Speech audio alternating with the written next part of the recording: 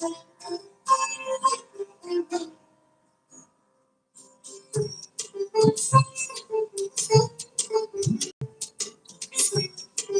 will be fine. Nothing much to worry about. Give her these medicines. Pray for her health. She will be all right.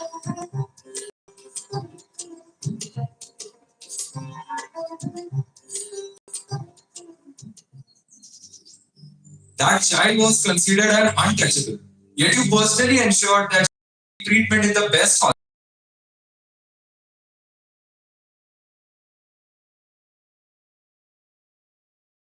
He was terminally ill.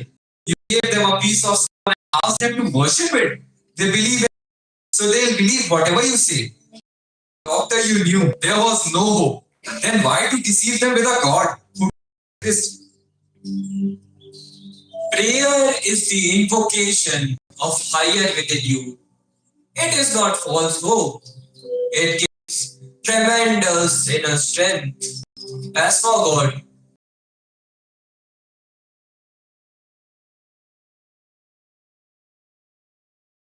those are merely symbols, concrete representations of an abstract, infinite truth. But asking for the presence of God, don't we witness it every moment? In creation, preservation, and dissolution, every second. In fact, behind your artistic, questioning mind, I see the presence of God. That is debatable. If God exists, why is there so much evil, war, disease, hatred? If this is the best God can do, then I am not impressed. Such results hardly belong in resume of a supreme being. God does not work in the way you imagine. He does not manage our actions. We are responsible for our actions. We are products of our own past deeds. If God isn't responsible for anything, then what is exactly God's role? Why is there any need for God at all? God is like a petrol in the car. Without petrol, the car cannot move. Suppose the car meets with an accident. Who is responsible? The car, the petrol, or the driver? The driver decides the direction. But without petrol, the car cannot move. Likewise, without the touch of life, without God, a sinner cannot sin, nor can a monk meditate. Then why pray? Prayer doesn't change our actions.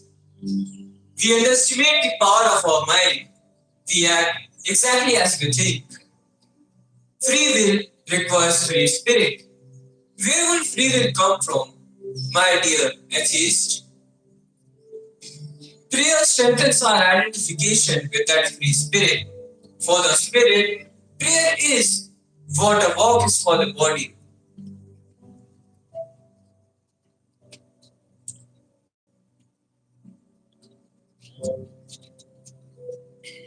Balan, you are full of questions. Some questions others can answer. But there are some questions only you can answer for yourself.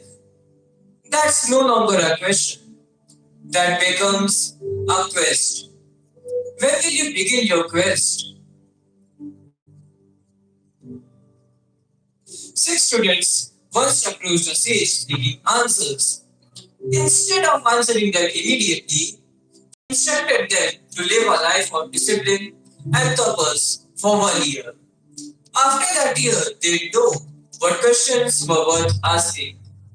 I began with my questions. Keep your questions aside. Tell me, what is your quest? A few months ago, I was on my deathbed, and yet I survived. My friend, perfectly healthy, died without any reason. While he died, I continued to live. I want an answer. Would you call that a question or a quest? That depends on how deep your thirst is for the answer. Thirst for true knowledge can only be quenched at its source. Go to Swami Tapovan Maharaj in Himalayas. Study scriptures directly from him. Remember, from belief to faith is a long journey. Be patient, Balan. Very patient.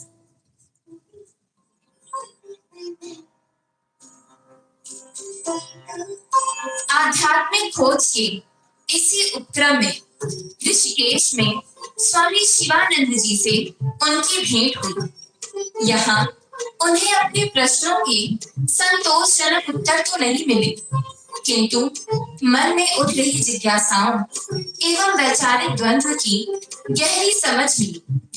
स्वामी शिवानंद जी ने इस युवा तर्कशील मन की व्याकुलता को शांत करते हुए कहा कि कुछ प्रश्न ऐसे होते हैं जिनका उत्तर तो दूसरों के द्वारा दिया जा सकता है, किंतु कुछ प्रश्नों के उत्तर स्वयं के अनुभव से ही प्राप्त हो सकते हैं।